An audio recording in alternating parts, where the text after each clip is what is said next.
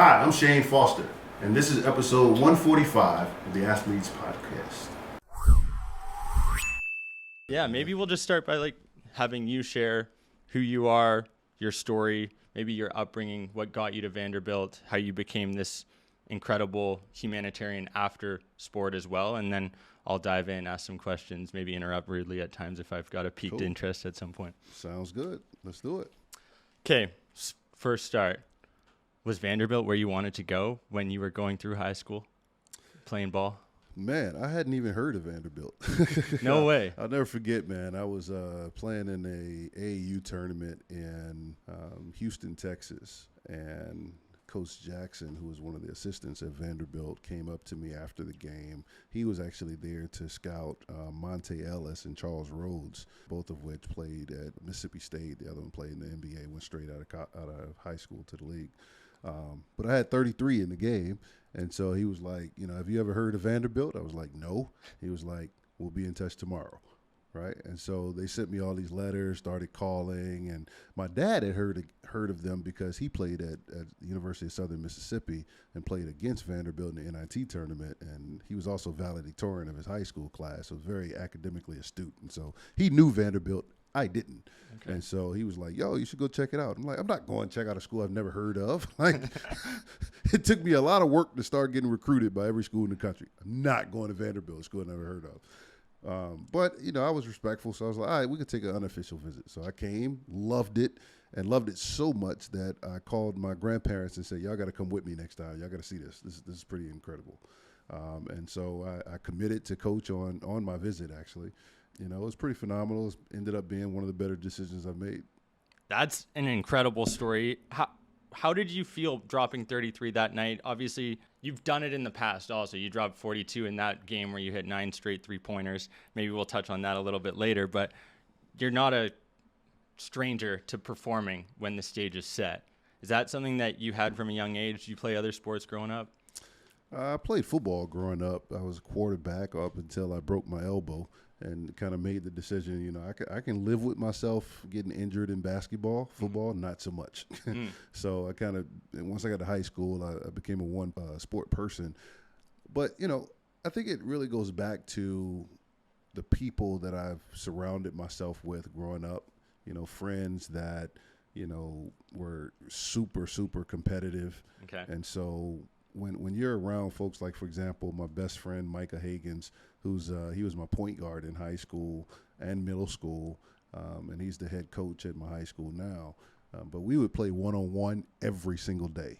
Okay. And because we were friends, like brothers, like we lived together at one point, it was super competitive. Like sometimes we'd get into fights. Yeah. The game was so competitive. So, having that kind of upbringing when it comes to respect for the game and building that competitiveness, it creates over and over again moments where you have to score in pressurized situations, right? Yeah. And so when that's your norm, then the only thing that changes when you get into the game is the fans in the room.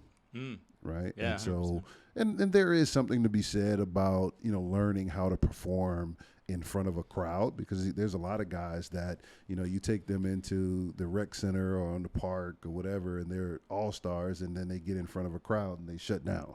Right. But I was always one who, the bigger the lights, the bigger the stage, the better I performed. I just loved it. I loved the idea of, your performance impacting other people and the way people celebrate you after wins. And,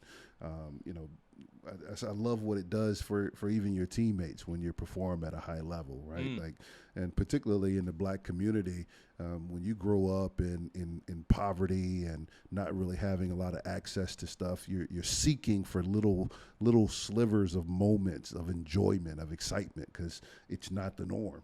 Right. And so on the basketball court, being able to create those kind of moments consistently where you might go home to a difficult situation, but every time you step on this court, it's your space, right? And it's kind of like you get to operate in this alternative universe, even for just a couple of hours. And so I always loved performing on that stage. It's always where I've been the most comfortable, and making tough shots and crunch time is kind of what I've been accustomed to doing. Controlling what you can control is the way it comes to mind. What was your record one-on-one against Micah? I won more than I lost. I'll put it that way. Okay. So you helped Vanderbilt to an NCAA appearances in 07 and 08, scored a career-high 42 points in that game that we referred back to, class of 2010. When you look back on your experience at Vanderbilt, how would you describe it? The best 4 years of my life. I really, really enjoyed all 4 years. The grind, the camaraderie with teammates, the mentorship from coaches, being here on campus with some of the brightest minds on the planet. It was really a special time, just getting to know people. I'm a huge people person, right? And so while a lot of athletes were trying to move off campus and get into apartments and go do their own thing, like I wanted to be in the center of it all, right? Like I wanted to, get done with big games and then come back to the dorm and celebrate with everybody that was in the dorm, right? Like I love that kind of stuff. And so I really did enjoy the entire experience here. And then, of course, my dad was always intentional about making sure that I lived in the moment. Okay. And didn't take those moments for granted. So, scoring 42 points on my senior night, I stayed after the game and signed every single autograph. Right. And, wow. and we almost missed dinner because things shut down a little earlier back then. Right. And so, but I was just adamant about that because I understood for some of those people, the same way basketball was my outlet, for a lot of those young people, getting a chance to see us perform was their outlet. Mm-hmm. And so I always was intentional about, not taking that for granted. So, and loving on people the way they loved on me. Yeah. How big was that celebration that night? Oh my God. It was crazy. We went into the restaurant and there was a woman that was on at the front desk, and she was just talking to my family because they all had on their Vanderbilt gear and all this kind of stuff. And so she was talking to my mom and my grandmother about the game. She was like, "Did you see the game? That guy Foster, he's just lighting it up. He's such a good player and humble guy." And then my mom is like, "That's my son." And she's like, "No." She's like, "He's standing over there." She's like, "Oh my gosh." She ran over, gave me a hug, and we took pictures and all that kind of stuff. And, it was quite the celebration, man. It was pretty awesome. An interesting point. Our goal with the Athletes Podcast is to educate, entertain, and inspire the next generation of athletes. One of the cool notes about that game is the fact you went 0 for 6 in that first half. Sure did. Only had 6 points. Yep. Heading into that second half. Mentally, what's going on at halftime? That resilience that you touched on earlier, what was going through your head stepping onto that court in that second half? Well, it wasn't just what was going on in my head. It was what my teammates and coaches were saying. Okay. It was like, "Yo, if you don't start making shots, we're not winning this game." And it was senior night, and one of my boys, my brother, Derek Byers, who was SEC Player of the Year before I was, no big deal. He he didn't get a chance to win on his senior night. We lost to I believe Arkansas at home. And so I was like adamant, we can't lose this game, right? But at that point in time, we were losing, and I was having the worst night. For me, faith has always been a huge part of my life. Okay. And I remember praying in that moment, "God, just let my performance be a thank you to the fans." This community embraced me in ways that they didn't have to. Our fans embraced me in a way that they didn't have to, and I just wanted to be able to say thank you, right? And so going out in the second half, and I knew, when you compete at the level that I was able to compete at, and a lot of the preparation is trying to simulate moments, so that when you get into the game, your body's not feeling this for the first time, right? Right? Like you can react as opposed to having to think through everything. Mm-hmm. And so I knew that all I needed was to see the ball go through the basket once, right? Like, yeah. and that would spark what was needed for the rest of the game. And after I made that first shot in the second half, you know, I looked to my mom and my grandparents and my dad that was sitting on the sideline. I said, "It's on now," and I never missed after that. Incredible. I'm so always curious when it comes to athletes who we feature on the show, what it felt getting that call, being drafted. For you, 52nd overall by the Dallas Mavericks. Emotions, thoughts, feelings pouring out of you at that moment. Can you describe it? That whole night was an emotional roller coaster. So I was, for the better part of my senior year, the number one shooting guard in the country. And going into the draft, I could have gone anywhere from 15 to undrafted, right? Like you just never know, particularly for a senior during an era where you got kids coming out of high school, you got kids opting to go overseas, you got overseas athletes that are getting drafted, right? And so there's a lot of competition. And so I'm sitting there, and my family and I were in Jay-Z's 40-40 club in New York. Okay. That's where we had our draft party. And the whole first round goes by, and you're remembering all the conversations you've had with coaches and GMs about, you know, where they might select you. And so every single time, you know, they go on and they announce the team and the player, you're on edge, right? Because you don't know if it's going to be you. You got your phone, you're waiting on your agent to call. And for the whole first round, I didn't get a call. So now I'm nervous. Now I'm like, I know we didn't come all the way to New York to not get drafted, right? Yeah. Like, and you're seeing people get drafted in front of you who their stats can't touch yours, right? Like it's not even close. And so it's humbling, right? Sitting there and waiting for that call. And then my agent called. I'll never forget. I went in the bathroom, man, and I just started crying. And I was just like, on the one hand, it's like you don't know what's going to happen. On the other hand, you're embarrassed because you got your whole family out here and your name hasn't been called yet. You don't know if it will, right? And you've put in all of this work, and it's like, was all of that for nothing, right? Like, because you in preparation, everything is about you getting drafted, right? From middle school to high school to college, all of it is for the purpose of getting drafted. And so to be in that moment and not know if you'll get drafted, and there's only one draft for you, right? Like you don't get, if you don't make it, you can go back next year. No, you can get as a free agent, you can go onto a team, but there is no draft after that. So this is your one shining moment, literally, right? And then I got the phone call from my agent, and then my name gets called, and everybody in the room just started screaming and yelling, and it was all worth it. Yeah. You know, to have that on your resume means something. There's only 60 draft picks a year, right, out of the millions that are eligible. And so to be one of those 60 is an incredible honor, and certainly one of the highlights of my life. I heard in another podcast conversation that you had, and you just sort of touched on it there, it's everything's leading up to being drafted. You don't necessarily have that plan afterwards.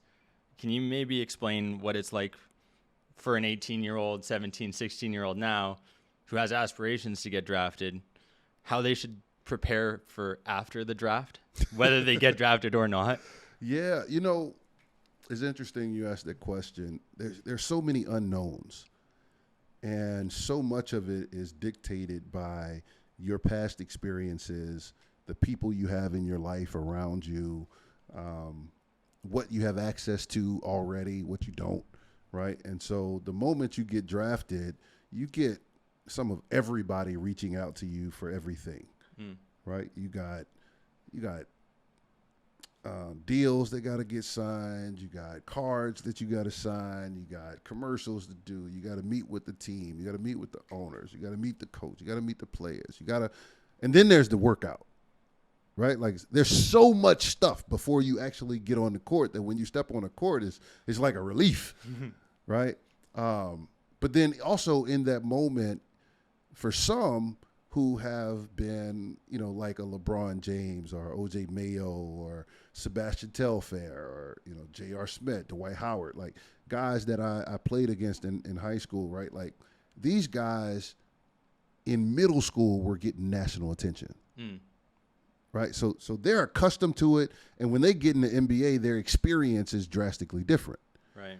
For a guy that was born in Laurel, Mississippi, and raised in Kenner, Louisiana, and went to Vanderbilt, and then got drafted, that's not the case, right? And so now you got people all over the world who know you. You don't know them, Yeah. right? You've never heard of them, but they come up, and your whole life's on the internet. Right. And so now you got people pulling at you, and some people have good intentions, but others don't. Mm-hmm. Right. And so now you're in a different tax bracket. Right. You have more resources coming to you every month than some people in your family have over the entire year, some their entire life. Right. Like, and it's a lot. And so if I could tell people one thing, it would be, from a preparation standpoint, do your best to build relationships with people prior to getting drafted. Okay. Right? Like find you a financial advisor before you have money. Right? Find you a lawyer before you have money. Right? Because in that moment, it's extremely hard to discern who has good intentions and who doesn't. Yeah. And when you don't have those prior relationships or people in your family that can come alongside you and give you sound judgment in those ways, now you leave yourself open to be taken advantage of. Right. Right. And as an athlete now, you have to make financial decisions that you've never had to make before. So I would say, if it is at all possible, build those relationships prior to getting drafted. I love that. I think that's something people don't talk about enough, and it's vital information. And then you have people asking you to come on the Athletes Podcast randomly on a Friday morning, right? But who, honestly, Andrew Marinis, I have to give him a shout out for putting us in touch. Yeah. He's incredible what he's done for DEI, what you're doing with DEI. Maybe just touch on how you're impacting people after sport as well. I think what's incredible about your story, I mentioned it prior to starting recording, but not just an impact as an athlete, but after sport, if not larger and greater what you're doing now than when you were as a player. Can you maybe just touch on how you've been rolling this out and what your end goal is? Yeah, absolutely. You know, while I was playing basketball, I had the opportunity to inspire people, to build up people's confidence, to create moments of excitement and joy. But now I get a chance to change people's life. The work of diversity, equity, and inclusion is really about life-changing work for everybody. The corporate space has been one that has typically been built around growth, around making as much money as you can, as fast as you can. And we haven't always stopped to take care of people. If you ask any company, what would happen to your company if 50% of the lowest earning people in your company decided to not come to work on the same day? What would happen? Every single person says we'd have to close the doors. Yeah. Right? You ask that question another way. Of all of your leadership, your executive team, your C-suite, if 50% of them decided to not come to work, what would happen? Ship stays running. It stays running, right? Yeah. Like, we might have to adjust. Some people might have to take on more responsibility, but we'll make it. Yeah. But we don't treat people based on the weight that they carry for our business. That's what DEI is about. Making sure that we reconnect people's head with their heart so that we can, in turn, increase productivity in the workplace and everybody wins. On a surface level, that's what we're trying to do, and it's literally changing people's lives. Going deeper, we live in a global economy. Mm-hmm. We have access to people from all different walks of life, different backgrounds, different experiences. And people tend to gravitate towards sameness, the things that we have in common. Right? But the value comes from our differences. When I think about, you know, the relationship with you two, for example, and creating this podcast, If both of you had the exact same skill sets, the exact same thought process, and brought the same value to the table, then you probably wouldn't be that successful. The thing that makes this valuable and really makes it work is that she had some things to the table that you don't bring, and vice versa. 100%. So the value is in our differences, not the sameness. When you shift in business to truly understand that, now we're able to think differently about those we employ, about those who we engage in B2B, about partnerships, about community engagement, right? And most importantly, about career mobility. It's incredibly frightening as a CEO to have the responsibility of thinking of everything myself. Yeah. Right? Like that's scary. Undoubtedly, I'm gonna forget some stuff. I'm gonna miss some stuff. I got all kind of blind spots, right? But if I surround myself with diversity, then now I don't have to think about everything because somebody in the room is gonna bring it up. The value of diversity. It's changing lives. It's changing businesses. I mean, there are negative health outcomes directly related to stress from work, all because we just haven't prioritized people, right? And so COVID has really helped us to bring some balance into the workplace because now you got a hybrid model, people working from home and doing all kinds of things, and there's still a ways to go. But it's incredible to be able to use the platform that I've built in basketball where now I can have a global impact on people, on business, and on community. I'm loving this conversation. I'm, like I said, honored just to have this and share your story with our listeners. I'm getting chills because I can sense the passion that you have for this. Is this something that you've had from the day of dawn? Did it just occur one day? Like, when did you realize that you could make this impact outside of sport? It was really during my time playing ball here at Vanderbilt. Okay. And the reason I say that is because I was able to be exposed to so much here and being able to see the difference between the way I was treated versus the way other athletes were treated here and as we traveled to other places. Being able to see the difference between my experience as a black student athlete versus my brothers and sisters' experience as just a black student, drastically different, right? And so also being able to see the difference between the way I was treated and the way our women's sports teams were treated. Okay. And then those students who were not athletes were treated. This is only 10, 15 years ago. Right? Right? And a lot has changed, but we still got a long ways to go. And so when you become aware of those differences and you truly care about people, then you want to do something about it. And so I've always been the type of person that utilized doors that were open to me to hold it open for others, to be able to be a voice for people who some won't listen to. Right. But they'll listen to me because they care that I played basketball at a high level, right? And so the basketball becomes the carrot. But then once you listen, what I have to say is impactful, right? Yeah. And who I bring with me has an even longer impact. And so that's just been how I've lived my life since I got that experience, making sure that, you know, I don't take lightly the opportunity and privilege that I have and the responsibility to hold that door open for others. I'm in awe. I know now why Andrew recommended that we have this conversation today. Let's maybe talk about, Andrew, how you were introduced. You mentioned that you have some incredible stories, so I'd love to just open the floor if you have some stories that come to mind that you think our listeners would be interested in hearing. And then also twofold, I'm sure you've got some stories about playing high school ball against guys like LeBron, Dwight, maybe some stories there that you want to share with our audience, because I think given those names, given what you were able to accomplish over your time at Vanderbilt, like, it's nothing short of phenomenal, frankly. So I just want to open the floor for you to share whatever you think AP listeners will want to hear.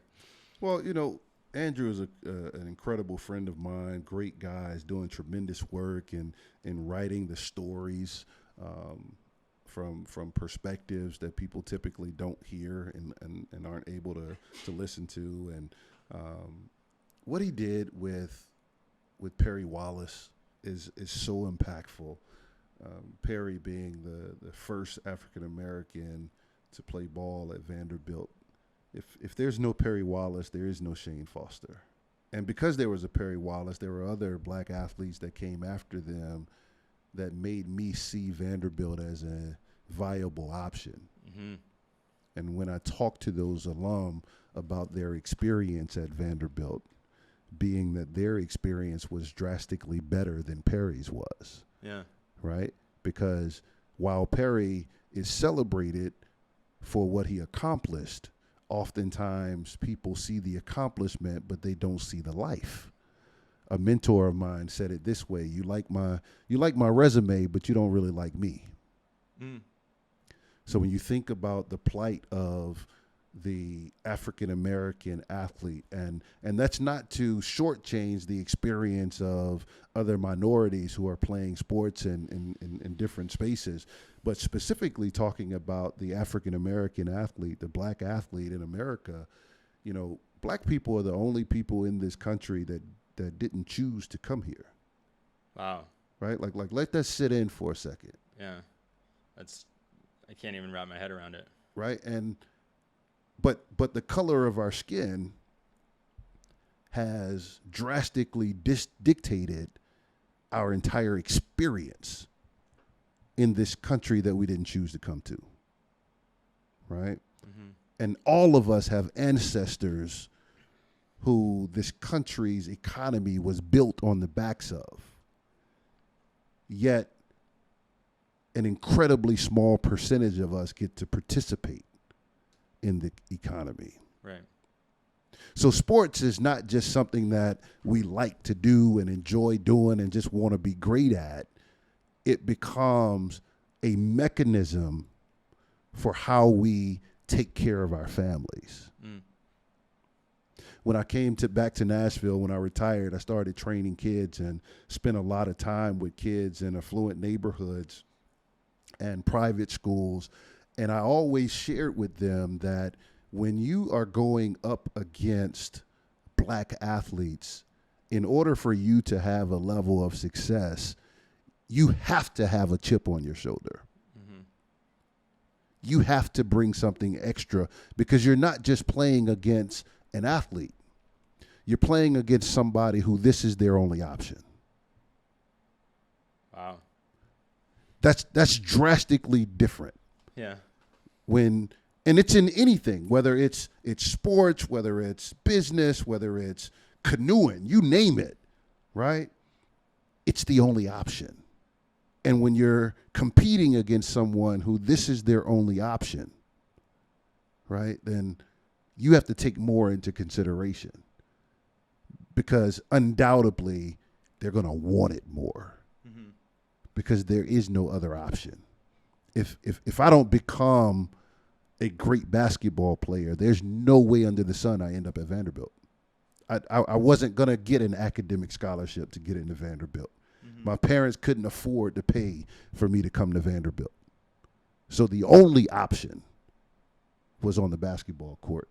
And every opponent I went up against felt that. Yeah. Right? But then what ends up happening is people will celebrate the athletic achievement, but then still treat your family based on how America treats black people. I'll never forget when I came back to Nashville and my wife was working at Nordstrom, and she came home and with tears in her eyes one day shared with me that the same fans that love on me in front of her treated her despicably at Nordstrom buying shoes. What a shame. The same people, right? That's where we are. That is the life of a black athlete. And there's a direct line between what Perry Wallace experienced and what Shan Foster experienced and what Jordan is experiencing here now, right? Mm-hmm. And it's not a plight on Vanderbilt, because Vanderbilt is an institution just like every other institution, which is why you can grab any black athlete, any black scientist, any black CEO or leader, and they all have the exact same stories to tell, because it's the experience of black people in America. And so what you hear is people saying, well, racism doesn't exist no more. Look at how many success stories we have. We just had a black president, and now we got a black female vice president, and we've had so much. You got black people examples of leading companies and all that kind of stuff. But that's only one part of the story. Mm-hmm. And you're talking about people who are exceptions. It's nowhere near the majority. Mm-hmm. So also alongside that experience is that while you see me with my jersey on the basketball court and you recognize me and I can pass, it's all good. But when I'm driving down the street, I'm another black man. When the police pull me over, I still have to walk out of my Vanderbilt experience and be a black person in America. And so I got stories for days, but I think the thing that I want people to know and understand is that your gift doesn't excuse you from being black in America. And to only care about the athletic performance and not care about the person is to shortchange the entire experience of the individual. Mm-hmm. Because I'm not just an athlete. I'm not just a CEO of a company. I'm not just the executive director of a nonprofit. I'm also a culmination of my life experience, right? Yeah. And we need people who are advocates the same way we advocate for athletes to be able to play on the court or on the field. Mm-hmm. We need those same advocates in life. When I send my kids to school, I need my kids to get a quality education the same way my white brothers and sisters do, because it all helps me to perform better on the court. Yeah. I get chills when I hear stories like this, because despite the fact that we are in 2022, this is still prevalent. You do still see it. And it's unfortunate that it's still here, but thanks to people like yourself sharing your stories on platforms like this, hopefully we can enact some change here, and over time, sooner rather than later, this can be something that's eliminated, right? Yeah, absolutely. As much as I could probably ask you a million questions about your athletics, being a CEO, I want to talk about playing overseas. You spent a bit of time across the pond. Yeah. What was that like in comparison to over here in North America? Oh, goodness. It was amazing. You know, I had some very unique experiences, and I attribute my time overseas, a lot of it, to my success in business today. Interesting. And the reason I say that is because when you get a chance to go and live in another country for 10 months out of the year, you're immersed into their culture and their experience. And what I learned is that everybody doesn't view America the same way I do. Okay. Right? Yeah. Like we tend to think that America is the best thing happening in the world. And we got a lot of things right. We do a lot of things well, and we add a lot of value for people's lives. And this is a great country, don't get me wrong. But there are also some areas where we fall drastically short. Mm-hmm. And I got a chance to hear how people in Italy, Belgium, Turkey, Czech Republic, how people in China and in Japan and how people view Americans. Being overseas, I got a chance to have people invite me into their homes, to spend time with them and their children and their grandparents, and to eat 6-course meals, right? Like, to hear them speaking in their native tongues, sharing with me their cultures and how important it is for them to keep their country clean, right? The people have great pride in where they live, right? so much of what I learned about appreciating our differences came from my experiences overseas. Wow. So much better than I could have ever imagined that answer being. Favorite place? Italy.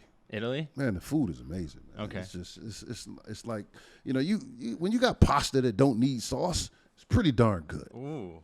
Yeah, I don't think I've ever. Pretty darn good, man. It's hard to beat the pasta. I mean, but every place had great things, man. Like the mosques that are in Turkey, being in Istanbul, getting to see all the culture and all this stuff, man. Like, right? And so I got stories for days, man. I loved my experience overseas. I loved the food. I loved the culture. And I love the people, man. People really just embrace me. And I got folks that are still my fans and friends today that send me messages on Facebook, checking on me, checking on my wife, wearing my jersey and all that stuff, man. And whenever things are going on, they'll congratulate me. I tell them happy birthday and love on them back, man. And that's the value of really appreciating and celebrating diversity. Is it adds to you. It never takes away. Yeah. Seems like a reoccurring theme for you is just that power, positivity, and people around you. It's man. It's incredible to witness.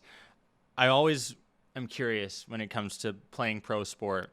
When was that aha moment for you that you realized, oh shit, I'm in the NBA now? Like, whether it's getting dunked on, whether it's entering into Madison Square Garden, was there that pivotal moment for you? Day one.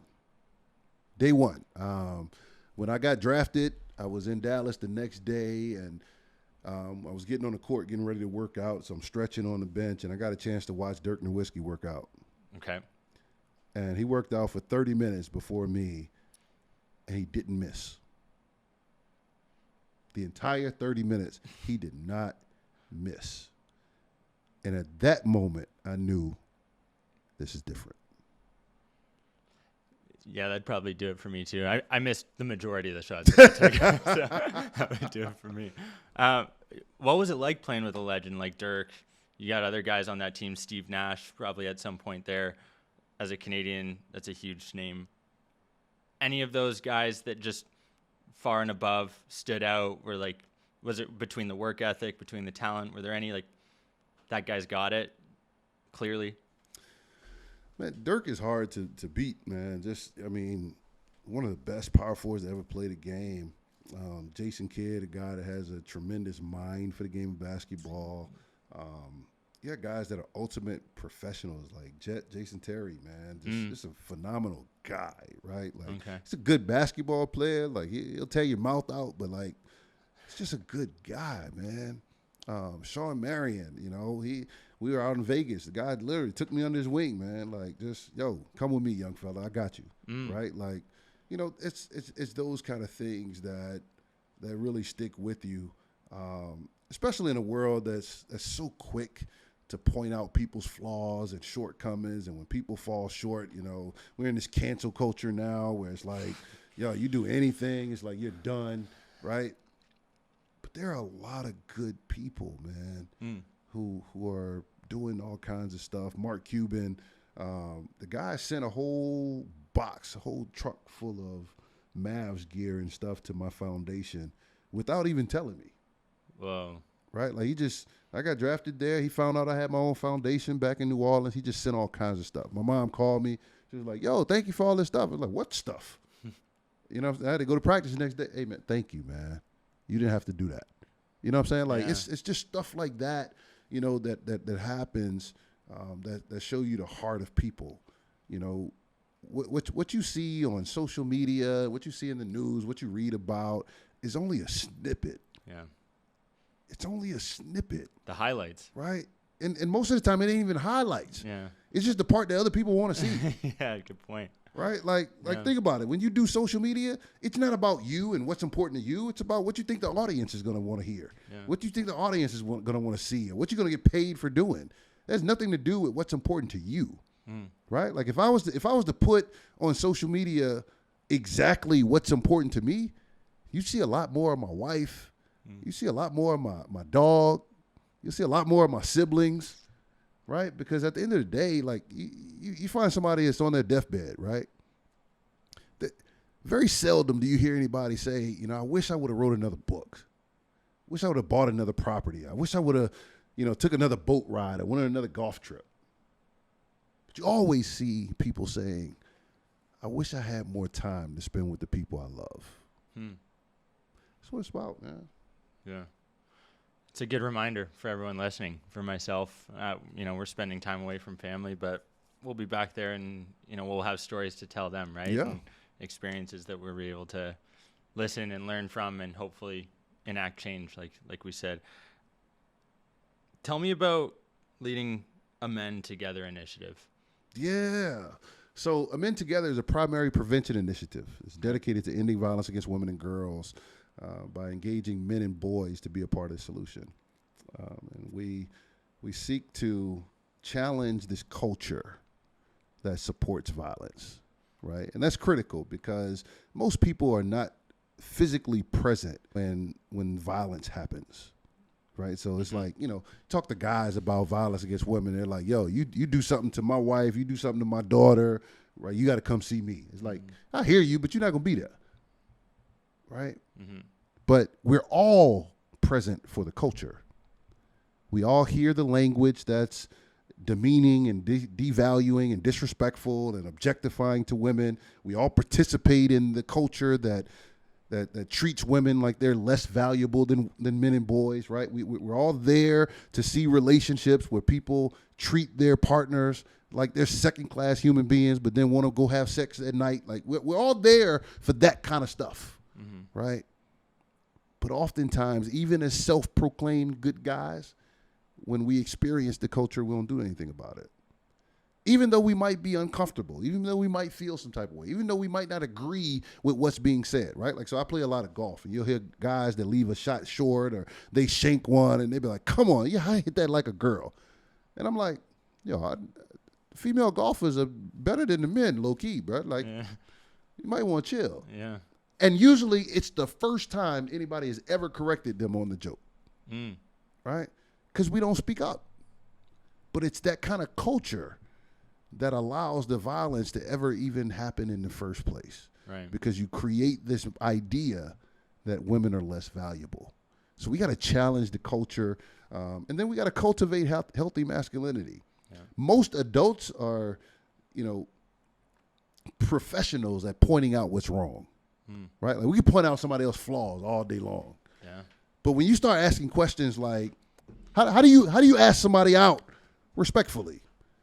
How do you walk away from a conflict that's going too far, right? How do you manage that part of it? How do you stay in relationship when things get hard? When you don't have a blueprint for how to be successful in a relationship. We live in a culture that overly highlights going and getting the girl. But we don't spend time talking about how to keep her.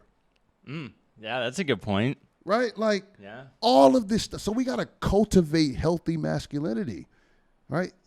Guys go and they propose and they're getting ready to get married, and all their friends say the same thing. Your life is over. There's no more going out. There's no more, your freedom is gone, right? Why is that the case? It's because we haven't been taught healthy masculinity. Because we don't know how to create balance in the relationship.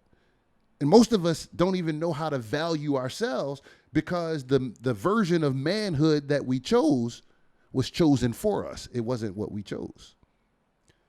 Right? If we're honest, if we literally sat here and just thought about all the things that we do, not because that's what we want to do, but because that's what's expected of us, it'll be a laundry list of stuff. So we got to cultivate healthy manhood and give men and boys the ability, the permission, and the tools to choose for themselves how they show up in the world. How you show up for your family, how you show up for your partner, how you show up for your spouse, how do you show up for people in the workplace? This sexual harassment that happens in the workplace is because men don't speak up. Yeah. We know this stuff happens, and we know it's wrong. But because a person has a high title, or because they're the largest contributor to the company, or because of whatever, we don't hold people accountable. So we got to cultivate healthy masculinity in all of these spaces. And so that's what we do. And ultimately, the goal is to change these statistics, to change these realities, to change the future for women and girls. And so we have a model that allows us to work with youth in schools. We have a 24-week curriculum that we were fortunate to partner with Vanderbilt University on. And so we're doing that in 9 cities across the country, teaching young men how to value and respect women and girls on their journey to becoming good men. And then we do a lot of work around sexual harassment and violence prevention training for companies as well. And then we have ambassadors in every city who help us to scale our work and really create a larger impact in communities. So it's work that I'm incredibly passionate about and excited to be a part of. Yeah, you can tell. And if we can ever do anything to support, I hope we're able to do so. Thank you. And I think it probably starts from having guys like Sean Marion wrap his arm around you and say, hey, don't worry, I got you, right? Like, Yeah. And that is one of the positives that come from sport. You know, you do have those veterans that can show you the ropes, for lack of a better term, and be able to exemplify what athletes or what an individual should be doing when they get all this additional responsibility. Yeah. You mentioned you saw a lot of conflict growing up, violence against women. Now in Nashville, living here, like, tell me about the city. We've been here for a couple nights. It's pretty incredible so far, but you've obviously made it your home. Yeah. Yeah. Nashville is a great place. You know, we got our flaws just like everybody else does, but we're doing some phenomenal stuff, and people have gotten a chance to experience a little bit of Nashville when they come, and they're on Broadway. You got the honky tonks, you got the music, you got the food, and all of that, and a lot of entertainment. And you know, there are very few places here that don't have live music, so it's always a good time. I don't know how we became the Bachelorette City of the country. I have no idea why that's the case, but people love it here. A lot of companies are moving headquarters here, so there's a lot of prosperity here, a lot of great things happening in business. You can reinvent yourself here in Nashville. There's so much opportunity, and it's still a small feel, right? Like the business community is as big as we've grown. It's still possible for you to really plug in and get connected and get to know people and build the kind of life and curate the experience that you want for yourself. And we have the best of a lot of different worlds. We're a college town, right? You got like 10 universities within like a 10-mile radius from each other, right? So we got an influx of young, talented individuals who come from all over the world. And you got medical centers, and you got a lot of HBCUs that are here. So you get a lot of that. Of course, you got a big city field right here in this downtown area. You got Vanderbilt University, so you're bringing in SEC sports. You got the NFL, you got MLS, you got NHL, right? You got all of this. But then you can drive 10 minutes in any direction, and you're in the country. And so that's a part of the secret sauce that makes Nashville Nashville. And we got to do a better job of promoting the diversity that's here, and even making sure that the downtown area gets a chance to experience more of that diversity. But there's just so much here, and the opportunity is great. And by and large, this is a great place to be. I could not agree more. We've been honored to spend some time here, and it's been incredible so far. Shane, I can't thank you enough for coming on. Sincerely, I really appreciate you carving out time to chat with us today. Happy to do it. Educate that next generation of athletes. When it comes to the Athletes Podcast, we wrap up every episode by asking our guests what their biggest piece of advice would be. Now, we already touched on building those relationships earlier, so I'd love to peel back that onion one layer and see if there's anything else that you'd love to leave that next generation of athletes with here today. My mentor, the late David Williams, he was the athletic director here at Vanderbilt. He was the first African-American athletic director in the Southeastern Conference and at Vanderbilt University, and he passed away a few years back. And the thing that he always said that I've tried to embody is that you can't always do what you want to do, but I can always do what I can do, and I will. there's no shortage of ideas. There's no shortage of problems. And all of us were created to solve a problem. But you can't be so overwhelmed by everything that you forget the role that you can play. And it's in that space that you must. Whether that's advocating for equality, for gender equality, for racial equality, for social justice, for business, whatever your area is, tech, STEM, whatever finance, whatever your area is, be impactful there. Every single person has influence. Even if it's only the people in your house, everybody has influence. Do what you can do. If you have the resources to go and change somebody's life, go do it. If you're a great speaker and you can travel around the world and raise awareness and make people understand sensitive, timely issues and provide solutions, do it. If you can utilize your gifts, talents, and skills to bring people together, do it. But find your space, right? Every single person has an obligation to the next generation to leave things better than we got it. But it won't happen if we sit on the sidelines and wait for others to do for us what we could do for ourselves. Be impactful in your space. Be impactful in your community. Be impactful for the people who get a chance to experience you every single day.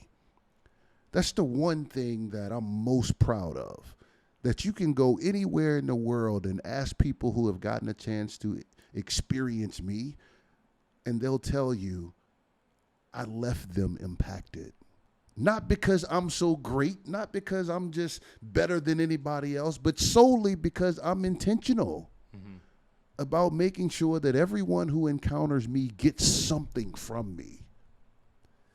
Be impactful. If you're an athlete, that means you're spending time with coaches. I've had coaches literally bring me to lunch and ask me to talk to them about personal issues that they were having at home with their kids or with their spouse or partner, or even they were trying to get through to another athlete and they wanted my advice on it. Don't ever feel like just because you're a player or just because you don't have resources or just because this or that you can't be impactful.